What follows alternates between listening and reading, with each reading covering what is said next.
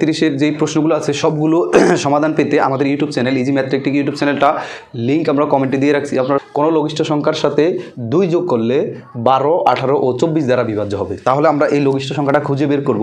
তার জন্য যেহেতু লঘিষ্ঠ বলছে আমাদের প্রথমে কি করতে হবে, 12, 18 ও 24-এর আমরা লসাগু করব।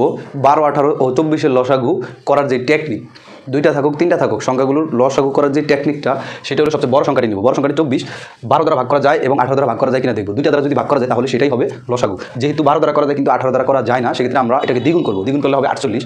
48কে 18 দ্বারা ভাগ করা যায় না, যদিও 12 দ্বারা ভাগ করা যায়। তবে আমরা হতাশ হব না, আমরা কী করবো, এটাকে 3 গুণ করব। 3 গুণ করলে আসে 72। যে 72 এমন একটা সংখ্যা যেটাকে আমরা 12 এবং 18 উভয় দ্বারাই ভাগ করতে পারি। তাহলে আমরা সহজে বুঝতে পারছি আমাদের লসাগু হলো কত, 78। আর এই লঘিষ্ঠ সংখ্যাটা কি বলছে যে কোনো লঘিষ্ঠ সংখ্যার সাথে 2 যোগ করতে হবে। তার মানে আমাদের এটা এতে বিভাজ্য হবে কত, 12, 18, 24 দ্বারা বিভাজ্য হবে কত, 72। এই 72 সংখ্যাটা মূলত লঘিষ্ঠ সংখ্যা না, কারণ 2 যোগ করার পরে লঘিষ্ঠ হয়েছে। তাহলে কত সংখ্যাটা